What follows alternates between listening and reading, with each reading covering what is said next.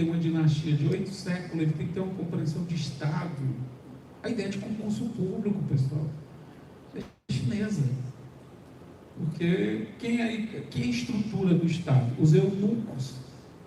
O cara, para ir para a burocracia, já era a condição de eunuco, não tinha nenhuma relação, por isso que é o burocrata, nenhuma relação de afeto com o cargo, ou de procriar, ou de qualquer coisa.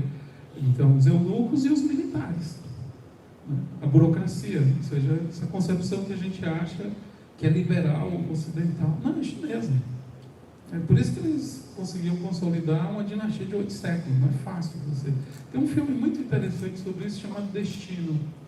Ele vai mostrando as guerras palacianas de uma forma muito sutil, né? Ou transições, né? Para a gente ter um pouco isso.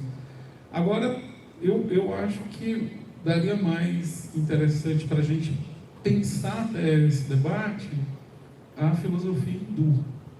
Está entendendo? Que aí a gente, infelizmente, a gente não chega. E eles discutem uma filosofia que começa discutindo o vazio, o que é vazio, para a gente é uma coisa absurda. A gente só consegue discutir o ser, por isso que a gente tem um pensamento ontológico, né, que é uma crendice cósmica de que aquilo é a verdade. Sério? Não, os caras já estão botando, né? Então, enquanto a gente tem seno, cosseno, tangente dos 30, 45, eles têm de 0 a 360, feito de forma arquitetônica, correlacionando o movimento das estrelas. Ou quando você pega a medicina Ayurveda, que tem quase 5.000 anos de registro, os 2 de oral e o resto escrito, 90% dos remédios são veneno. Então o método de efeito e causa não dava para ser usado, né? Ia matar todo mundo para saber se não é veneno mesmo, tá entendendo? Então é outra percepção. Por exemplo, tem uma dimensão que a gente não discutiu, que é a ideia dos sonhos. É uma medicina que eles têm uma linguagem com os sonhos. Para a gente sonho, a psicanálise trouxe aí, mas a gente não acredita, meio fica colocado do lado e tal. Tem um cearense aqui, que é o Vilas Guerra, ele usa uma frase que eu gosto muito, que ele diz: a porta de entrada é a mesma de saída.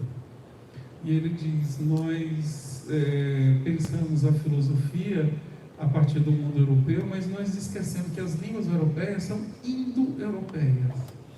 E a sofisticação é a gramática, é a linguagem do hindu, não é das línguas europeias. Aí ele diz: o problema é que a gente tirou os hindus da parada. E aí a filosofia hindu é muito elaborada, entendeu? Muito interessante, muito interessante. E aí a gente vai ter que demorar um pouquinho para... A árabe que eu já trouxe, a gente está reconhecendo um pouquinho, tá entendendo? A hindu aí chega muito mais... E boa parte de fazer filosofia na faculdade de filosofia é falar da história da filosofia a partir desse prisma europeu mesmo, né? A Grécia... Por exemplo, o Filosofia Primeira, que é um livro fantástico. Na introdução, ele começa a falar sobre a origem da filosofia, aí ele começa, os sumérios, os arcádios, os babilônicos, aí ele vai fazendo uma genealogia da filosofia, e diz: os gregos, filosofia. Está entendendo? Então, eles colocam lá para trás, né?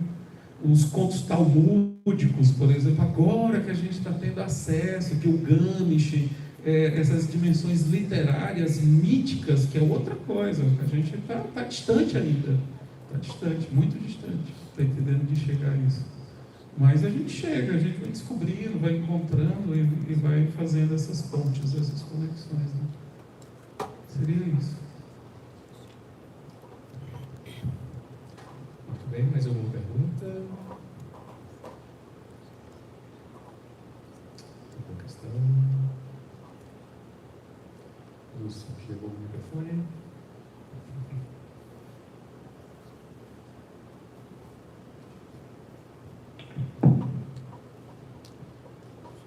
Então, minha gente, boa noite a todos. Estamos agora encerrando o 5º encontro de professores de filosofia do Cariri. Queremos agradecer a participação dos professores,